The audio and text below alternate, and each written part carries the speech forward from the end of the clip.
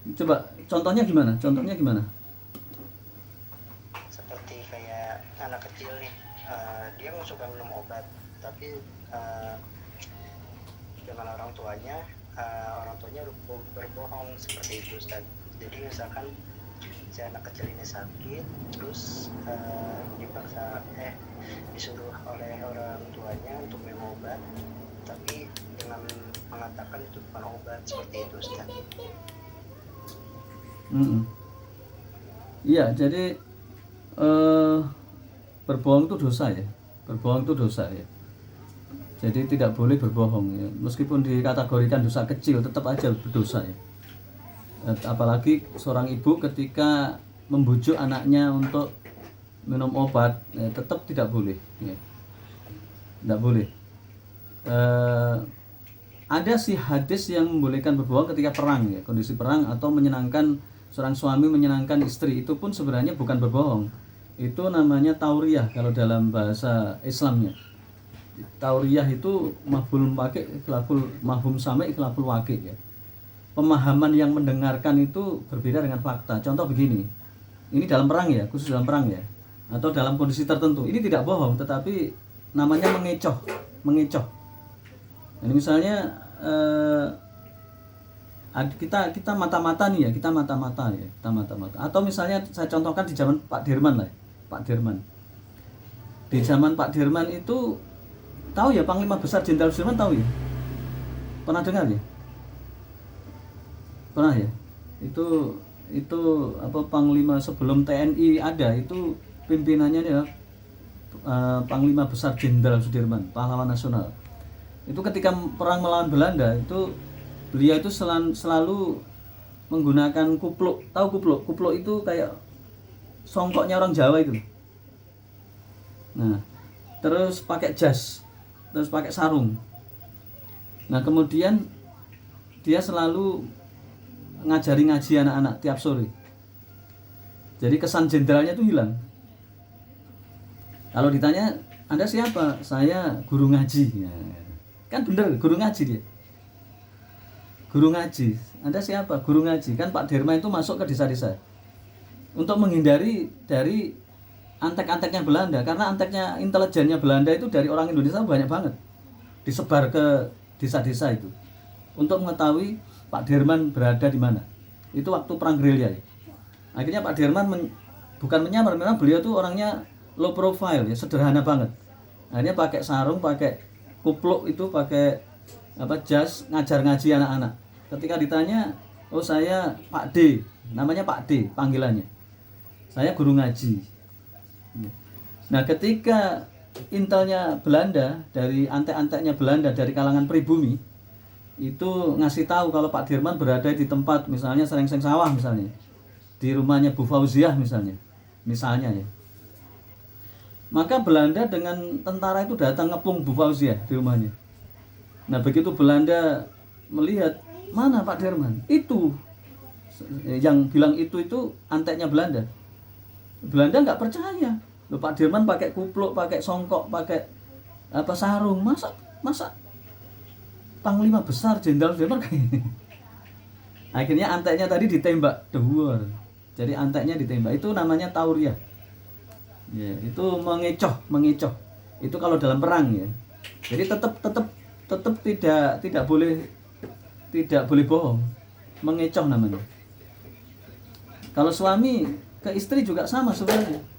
Untuk menyenangkan istrinya, ya, suatu saat misalnya Mas Ai ini punya istri ya, kayak Selena Gomez. Tahu nggak Selena Gomez? Amin. Tapi kalau istrinya cantik biasanya agak ketus, agak jahat biasanya.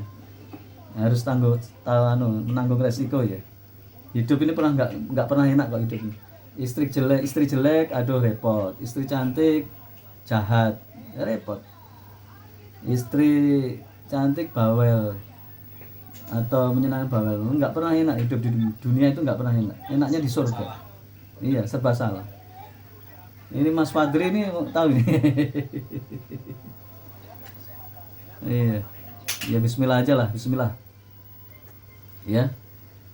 Nah, ketika untuk menyenangkan istri, jadi misalnya gimana ya? Jadi Mas Ai udah punya istri, nah, kan? Oh, anu kok apa? Itu enak, ya kayak masakan Padang ya, masakan Padang.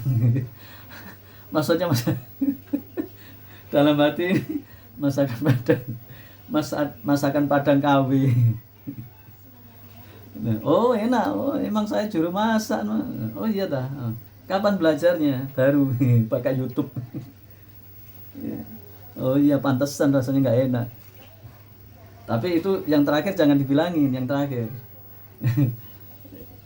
Yang bilang aja enak, kan enak memang, kan dimakan kan. Kalau nggak dimakan nggak enak. Ini dimakan terus.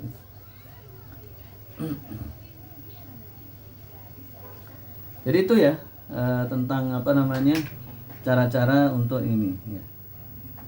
Jadi apa pentingnya kita ngaji itu nanti kita apa namanya memahami Islam mulai dari masalah sederhana sampai masalah yang tinggi. Sederhana itu tentang akhlak, tentang toharoh, tentang ibadah ya. Zikir itu ada banyak zikir yang mendatangkan pahala banyak yang ini. Nah, sampai nanti masalah amar ma'ruf nahi mungkar ya. Jadi banyak orang yang tidak paham bahwa kalau kita berdoa, kenapa doa kita nggak dikabulkan? Ya karena kita mendiamkan kemungkaran. Ya. Kalau ada kemungkaran kita diamkan, doa kita nggak akan dikabulkan. Makanya kalian itu saya ajak untuk berdakwah amar ma'ruf nahi mungkar supaya Allah cintai. Allah itu paling cinta pada orang-orang yang amar ma'ruf nahi mungkar. Karena ini perbuatannya para nabi. Ya. Para nabi itu tugasnya adalah membimbing umat.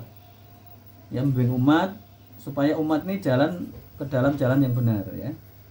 Jadi nanti kalian insya Allah lah ya, jadi generasi yang hebat, yang luar biasa ya, sehingga nanti bisa memberikan kebanggaan ke orang tuanya ya, khususnya ya, ayahanda ya. Namanya siapa Mas Fadli ayahnya, ayahanda?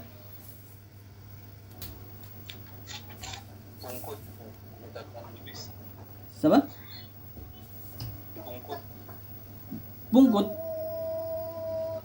Pungkut. Oh. Pungkut Lubis. Oh, Pungkut Lubis ya. Oh iya. Nama desa Ustaz. Oh. Iya. Ya ini kalau putra-putrinya itu pengemban dakwah, hafalan Qur'annya bagus, ngajinya keren. Ayah handanya itu ya Allah, saya bersyukur anak saya ini Bu Fauzia aja ngaji ya. Bu Fauzia itu ngajinya ke istri dulu, kalau sekarang ikut ke di Depok ya. Jadi kalian itu kalau syaratnya hidup itu enak, syaratnya hidup itu berkah, itu birrul walidain, khususnya ke ibu ya. Ke ibu, ke orang tua, ke ibu ya. Insya Allah sesulit apapun pasti Allah kasih jalan ya. Jadi sudah Ustadz Nafi buktikan ketika kita birrul walidain, taat ke orang tua, khususnya ibu, hidup kita itu enak ya. Hidup akan dimuliakan ketika kita cinta pada orang tua, taat pada orang tua, khususnya ibu kita ya. Jadi ibarat kata kita apa namanya, birrul walidain ini kuncinya keberhasilan kita semua ya. Jadi ibarat kata orang kalau pengen hidupnya berkah dan bermanfaat dan penuh dengan kebaikan, maka berbuat baiklah kepada kedua orang tua, khususnya ibu ya. Jadi ibu ini yang paling utama, sampai Rasulullah menegaskan ibumu 3 kali ya. Itu luar biasa ya. Kalau saya menyaksikan sendiri ketika ada orang itu sama ibunya itu berani, hidupnya sengsara ya. Ini saya menyaksikan sendiri ya. Ini banyak yang saya saksikan ya. Ketika orang curhat ke saya Ustadz, saya kok begini-begini, hidup saya kok menderita begini, saya dulu nggak punya duit, sekarang punya duit kok sama saja menderita. Kamu gimana dengan ibumu? Oh iya, udah ketemu ya, pokoknya dengan ibu dulu, ibu ya. Ibu, dengan ibumu gimana? Wah, baru itu ketahuan ya. Ibarat dokter ya udah, penyakit kejiwaan itu kalau orang itu hidupnya menderita, berarti dengan ibumu gimana? ya. Nah, saya pun menyaksikan banyak ya teman-teman saya, sahabat saya, orang yang curhat ke saya, orang yang murid pengajian saya. Itu ketika saya amati, orangnya baik, didombain, wah ini pasti orang tuanya baik banget ini. Betul ternyata. Betul. Ya. Baik, mungkin sementara itu ya. Saya kebetulan hari ini agak sibuk banget ya, ngurusi banyak hal. Jadi insya Allah kita lanjutkan Sabtu depan. Kalau bisa ngumpul di Bu Fauzia, kalau bisa mudah-mudahan ya. Jadi khususnya Mas Fadli, ya. Khususnya Mas Fadli nanti kalau ada bisnis apa-apa di cancel ya. Jam 10 sampai jam 12 ya. Janjiannya nanti sebelum dan setelahnya ya. Iya Ustaz, siap. Karena saya lebih suka ketemu daripada lewat WA. Ya. Sekolah juga gitu Ustaz. Iya. Enakan offline. Udah bosen. Iya. Ini Iya. yang pending sampai 2000 sampai masih setahun lagi Ustaz. Wah. Belum buka gitu, belum diizinkan untuk kemarin kampus sudah rapat belum diizinin untuk tatap muka langsung. Ya karena vaksinnya belum menyerata, belum ke semua vaksin bisnis vaksin ya. Itu besar banget duitnya. Ya, bisnis PCR, bisnis vaksin, bisnis Covid, bisnis. Makanya pokoknya hati-hati aja lah. Yang sudah vaksin Mas Fadli sudah ya? Mas Fadli sudah. Mas Ai sudah? Belum? Mas Hilal? Sekali Ustaz. Oh, sekali sudah. Mas Hilal sudah? Udah Ustaz 2 kali. Lah. Ya udah nggak apa-apa. Nggak apa-apa, udah terlanjur. Mohon pada Allah aja supaya tidak meninggal dunia. Meninggal pasti Ustaz. Mohon pada Allah ya, semua karena Allah ya. Allah ya. Jadi sebenarnya vaksin itu bukan satu-satunya ya, salah satu cara untuk penyembuhan terhadap salah satu penyakit yang terkena virus ya, atau semacam itu. Istilahnya apa Ustaz? Bukan tawakal apa gitu. Pernah dibilangin lupa itu. Gimana itu? Kalau untuk ya kita ikutin pemerintah, anjuran pemerintah, kita vaksin. Apa nama istilahnya ya? Lupa. Apa ya? Yang ikhtiar dah? Bukan ikhtiar. Gimana? Bukan ikhtiar, usaha. Apa ya gue lupa. Yang kayak kita kayak misalkan apa sih dalam pemerintahan tuh ya kita apa yang udah ditakdirin gitu. Namanya apa ya? Udah saya ingat lagi dah. Intinya bahasanya gimana? Kalau Pasrah. Bukan? iya pasrah. Oh, pasrah. Apa bukan tawakal tapi Pasrah. kalau tawakal kan ya kalau tawakal kan kita ada usaha dulu baru ya kita tawakal, itu namanya tawakal gitu. Ya kita pasrah sama pemerintahan. Pasrah. Pasrah, Pak. Oh. Pernah diajarin tapi saya lupa istilahnya Ustaz. Iya, jadi begini loh ya. Yang dimaksud tawakal itu adalah usaha ya, usaha dan menggantungkan jenis usaha itu pada Allah ya. Usaha itu bagian dari ikhtiar, itu tawakal ya. Dan kita pun demikian, tawakalnya saya itu tidak menggunakan vaksin. Karena saya tahu vaksin ini bisnis dan ini penuh dengan kepentingan dari barat. Karena saya tahu itu, makanya saya nggak mau vaksin. Kalau ada orang yang bilang vaksin, orang-orang pintar bilang vaksin itu dari kacamata medis memang begitu. Tetapi karena dia tidak berpikir secara politis. Dia pikirnya secara keilmuan ya. Kalau politisnya itu kan siapa yang menjamin itu halal, karena itu berasal dari luar negeri, orang-orang kafir ya. Kalau banyak kiai, banyak ulama yang bilang halal itu urusan dia, saya nggak mau percaya pada dia. Karena ulama sekarang itu nggak bisa dipercaya ya. Itu pertanggungjawaban tuh nanti sendiri-sendiri di padang mahsyar, di kuburan, di bertemu dengan malaikat itu sendiri-sendiri ya. Jadi tapi yang sudah nggak apa-apa lah. Saya bukan menolak vaksin ya, tetapi mendudukkan ini vaksin itu salah satu, bukan satu-satunya. Dulu di zaman Rasul nggak ada vaksin. Vaksin itu sekarang di zaman saya hidup, saya kan ngalami 3 periode tadi, periode Orde Baru, reformasi, kemudian reformasi jilid 2, kemudian diktator sekarang. Itu baru sekarang ini vaksin itu dipaksakan. Baru sekarang. Di zaman Orde Baru nggak pernah dipaksakan. Di zaman reformasi nggak pernah dipaksakan. Di zaman reformasi jilid 2 nggak pernah dipaksakan. Baru sekarang. Kalau dipaksakan berarti ada apa-apa. Ada bisnis. Ya. Jadi ini yang membuat saya berpikir begitu. Bukan masalah vaksinnya. Saya nggak bilang vaksin itu tidak boleh, enggak. Vaksin itu salah satu cara penyembuhan, ikhtiar, tawakal kita pada Allah. Tetapi bukan satu-satunya cara. Ya, masih banyak. Misalnya kita olahraga, jaga imun, jaga mood. Itu. Kalau di buktinya vaksin sampai berapa kali? Katanya yang pertama sekali, ternyata sekarang 2 kali, sekarang 3 kali, sampai kiamat nanti vaksin terus. Nah, ya kan? Ini kalian berpikirlah. Ya, kalau sudah nggak apa-apa lah. Mohon pada Allah supaya kalau salah diampuni, kalau kurang ngerti, Allahumma arinal haqqa haqqa warzuqna tibaa wa arinal batilan batilan warzuqna jtinaba. Ya saya tidak bisa menyalahkan. Ya, memang masyarakat begitu. Jangankan antum yang masih kecil-kecil kalau bahasa hitam putihnya ya. Sekelas profesor, sekelas doktor yang ngerti saintis saja, dia mikirnya ilmunya dia tidak berpikir multidimensi. Multidimensi itu memikir dari sisi politis, dari sisi akidah syariat, berpikir dari sisi semuanya. Ya, nah begitu. Jadi sekali lagi saya tegaskan, saya tidak pernah bilang vaksin tidak boleh. Vaksin silakan aja, tapi itu bukan satu-satu cara, itu salah satu cara. Tapi harus dijamin kehalalannya. Kalau yang membuat vaksin itu Mas Fadli, saya mau.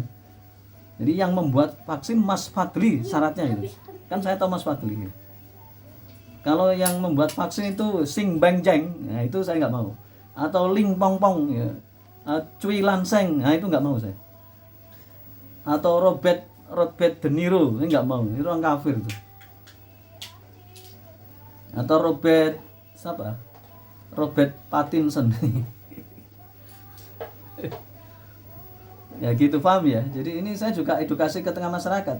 Dan kemudian setelah Anda vaksin dan tidak, itu nggak ngaruh. Allah itu maha kuasa. Jadi iman kita tetap pada Allah, bukan pada vaksin, bukan pada benda ya. Jadi pada Allah. Kalau Allah kasih takdir kita mati, ya mati. Meskipun divaksin 100 kali, kalau waktunya mati, ya mati. Nah kalau ikhtiar itu bisa vaksin, bisa tidak. Itu ya, paham ya. Ikhtiar itu Anda vaksin boleh, tapi tidak vaksin juga boleh. Itu camkan baik-baik supaya kalian paham ya. Karena sekarang itu orang-orang itu tidak paham. Kiai-kiai di masjid saya dengar-dengar, wah orang ini nggak ngerti orang ini. Dia karena dari pemerintah dari satu arah. Kalau orang memahami satu arah, kalau Anda melihat rumah ya, misalnya rumahnya Bu Fauzia dilihat dari depan ya begitu. Ya, melihat rumah itu kan dari atas, dari samping, dari ini kan gitu. Untuk menjelaskan sebuah rumah. Termasuk vaksin ini juga begitu, dari arah politis, dari arah saintis, dari arah kemaslahatan umat, dari arah kesehatan itu sendiri. Kalau orang itu nggak perlu divaksin, ngapain divaksin? Kalau orang itu banyak penyakitnya, kenapa harus divaksin? Karena vaksin itu bisa memicu penyakit-penyakit lain bisa tumbuh, muncul, dan akhirnya meninggal dunia.